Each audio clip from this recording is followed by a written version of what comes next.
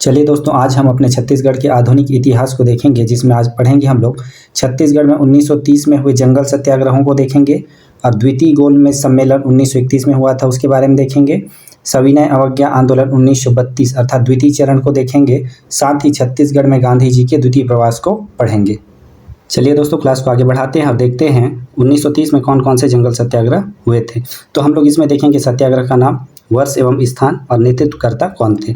तो पोड़ी सप्ताह पहला जंगल सत्याग्रह है पोड़ी सिप्ता जंगल सत्याग्रह, जो कि 1 अगस्त 1930 को बिलासपुर जिले में हुआ था, जिसके नेतृत्वकर्ता रामाधर दुबे थे।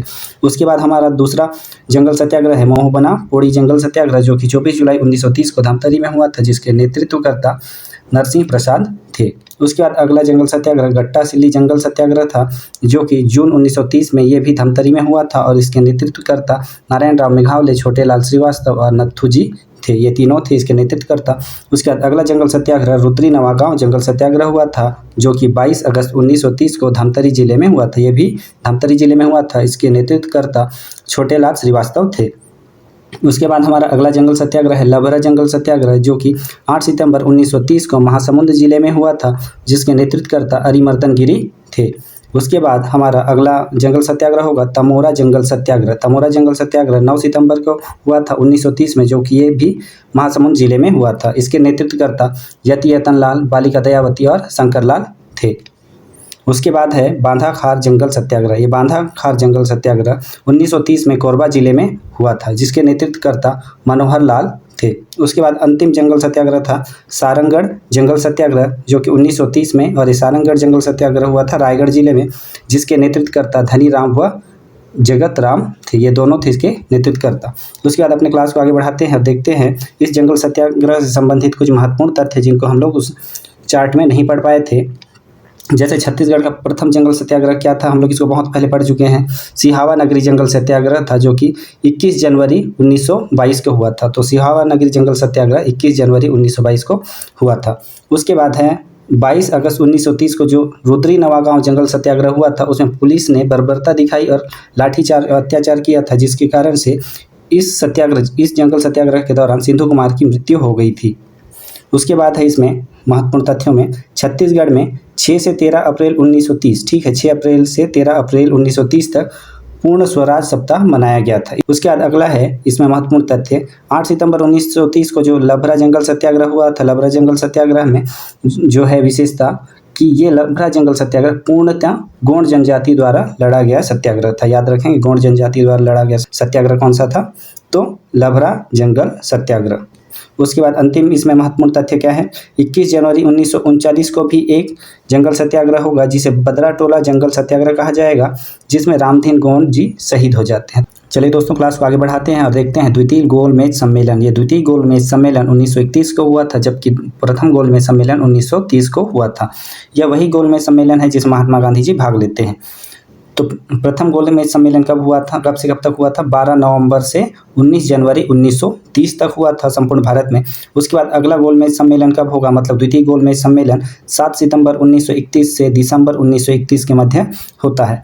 इस समय छत्तीसगढ़ से कौन भाग लेते हैं, तो द्वितीय गोलमेज सम्मेलन में छत्तीसगढ़ से कोरिया के राजा रामानुज प्रताप सिंह देव जी छत्तीसगढ़ से भाग लेते हैं द्वितीय गोलमेज सम्मेलन में। हमारा अगला टॉपिक है सविनय अवज्ञा आंदोलन 1932 का द्वितीय चरण। तो द्वितीय चरण की आवश्यकता क्यों पड़ती है, जब गांधी जी द्वितीय गोलमेज सम्मेलन में भाग लेने के लिए तैयार हो जाते हैं, उसके बावजूद वहां जाने पर उन्हें कोई निष्कर्ष प्राप्त नहीं होता। इसलिए महात्मा गांधी जी ने राष्ट्रीय स्तर पर पुनः सविनय अवज्ञा आंदोलन प्रारंभ करने की घोषणा कर देते हैं और पुनः सविनय अवज्ञा आंदोलन शुरू हो जाता है 1932 से। इस समय छत्तीसगढ़ से पंडित रविशंकर शुक्ल को डिक्टेटर चुना जाता है और रायपुर जिले का नेतृत्व राधाबाई को दे दिया जाता है, और इस समय वामन राव लाखे को युधिष्ठिर की उपाधि प्राप्त होती है। इस समय सविनय अवज्ञा आंदोलन के समय फरवरी 1932 में बिलासपुर के विदेशी अर्थात वेस्टर्न जो दुकानें थे कपड़ों के, उनके सामने धरना दिया था। किसने दिया था, ठाकुर छेदीलाल ने धरना दिया था। एग्जाम में आता है किसने बिलासपुर के विदेशी वस्त्रों के दुकानों के सामने धरना दिया था द्वितीय सविनय अवज्ञा आंदोलन के समय, तो उत्तर होगा ठाकुर छेदीलाल ने दिया था। इसी में आगे है पेशावर दिवस कब मनाया गया था, तो यह पेशावर दिवस जनवरी 1933 में रायपुर में मनाया गया था। किसके द्वारा, पंडित रविशंकर शुक्ल के द्वारा। इसके बाद हमारा अगला टॉपिक है छत्तीसगढ़ में महात्मा गांधी जी का द्वितीय प्रवास। तो छत्तीसगढ़ में महात्मा गांधी जी का द्वितीय प्रवास 22 नवंबर से 28 नवंबर 1933 के मध्य हुआ था। तो इस समय ये क्यों आए थे? तो गांधी जी का द्वितीय प्रवास हरिजन उत्थान के लिए विशेषतः हुआ था। और जब इस समय छत्तीसगढ़ आते हैं गांधी जी, तो पंडित सुंदरलाल शर्मा को उनके अछूतोद्धार के प्रयासों के लिए गांधी जी ने गुरु की उपाधि दी थी। तो गुरु की उपाधि गांधी जी ने पंडित सुंदरलाल शर्मा को दी थी। तो गांधी जी के सहयोगी के रूप में कौन कौन आए थे? मीराबेन आई थी, उसका ठक्कर बाबा, महादेव देसाई तथा जमनालाल बजाज की पुत्री कौन आई थी? मदालसा आई थी। तो इसके सहयोगियों को भी याद रखेंगे। महात्मा गांधी जब इस समय छत्तीसगढ़ आते हैं तो ये दुर्ग जिले में एक स्कूल संचालित था 1926 में, जहां सवर्ण तथा हरिजन दोनों बच्चे एक साथ बैठकर एक ही स्कूल में पढ़ाई करते थे। उस स्कूल में गए थे। इसके बाद गांधी जी दुर्ग के मोतीबाग में आयोजित जनसभा में हिस्सा लेते हैं, जिसकी शुरुआत शिशुपाल सिंह यादव और उदय प्रसाद श्री बोड़ेगांव वाले की कविता से शुरू होती है। वह इनकी कविता के पश्चात गांधी जी ने यहाँ पर भाषण दिया था। कहाँ पर भाषण दिया था? दुर्ग के मोतीबाग में। इसके बाद राजकुमार कॉलेज के प्राचार्य स्मिथ पियर्स ने महात्मा गांधी जी को अपने कॉलेज में आमंत्रित किया था। सनिचरी बाजार के बैथेट स्कूल में, कौन से स्कूल में? बैथेट स्कूल में अछूत समझे जाने वाले बच्चों के संग महात्मा गांधी जी ने बैठकर भोजन किया था। जब गांधी जी द्वितीय बार छत्तीसगढ़ आते हैं तो गांधी जी के ड्राइवर बनते हैं हजारी लाल जैन। इसी समय गांधी जी के छत्तीसगढ़ प्रवास से प्रभावित होकर मीमांसा पुस्तक लिखी गई थी। साथ ही नवंबर 1933 को रायपुर में स्वदेशी प्रदर्शनी का उद्घाटन किया गया था। याद रखेंगे, एग्जाम बहुत आता है कि नवंबर 1933 में रायपुर में स्वदेशी प्रदर्शनी का उद्घाटन किया गया था। यहाँ पर हमारा क्लास समाप्त होता है और देख लेते हैं पिछले क्लास के प्रश्नों के उत्तर क्या थे, जिसका उत्तर हमने कमेंट बॉक्स में पूछा था। तो पिछले क्लास में हम लोग पूछे थे सिहावा नगरी जंगल सत्याग्रह कब हुआ था?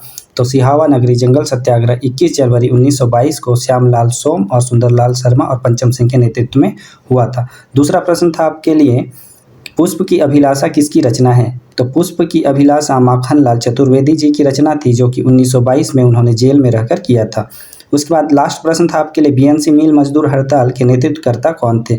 तो बीएनसी मिल मजदूर हड़ताल के नेतृत्वकर्ता ठाकुर प्यारेलाल थे। उसके बाद आज का जो क्लास था उस पर आधारित आपके लिए प्रश्न है, गांधी जी का द्वितीय प्रवास कब हुआ था? उसके बाद अगला प्रश्न आपके लिए होगा, कौन से जंगल सत्याग्रह में सिंधु कुमार की हत्या हुई थी या मृत्यु हुई थी? उसके बाद अगला प्रश्न है, तमोरा जंगल सत्याग्रह कब और कहाँ पर हुआ था? इन सब का उत्तर आप कमेंट बॉक्स में देंगे। यहाँ पर हमारा क्लास समाप्त होता है। यदि हमारे क्लास का कंटेंट यदि आपको पसंद आता है तो सब्सक्राइब कर देंगे। धन्यवाद।